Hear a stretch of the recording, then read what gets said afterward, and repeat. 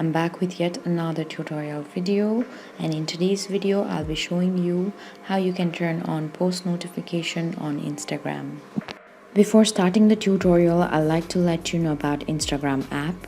It's an app where you can connect with friends, share what you're up to, and see what's new from others all over the world. Now open up settings on your phone. After you open up settings, scroll down and select apps. Then select manage apps. Here you'll see all the apps that are on your phone.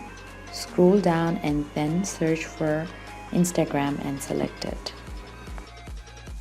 Under permissions, there you'll see the option of other permissions. Tap on it. Now allow Instagram to send you notifications.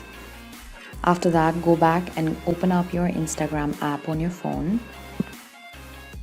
After you open up your app, be sure that you're logged into your account. Then tap on the search icon which is at the bottom of your screen. Then search for the username whose post notification you want to turn on and go to their profile. On top right of your screen, there you'll see a notification icon. Tap on it and then turn on posts. And in this way, you can turn on post notification on Instagram. Thank you for watching. If you like this video, please hit the like button. If you want to see more tutorial videos, hit the subscribe button. And if you have something to say, please leave a comment.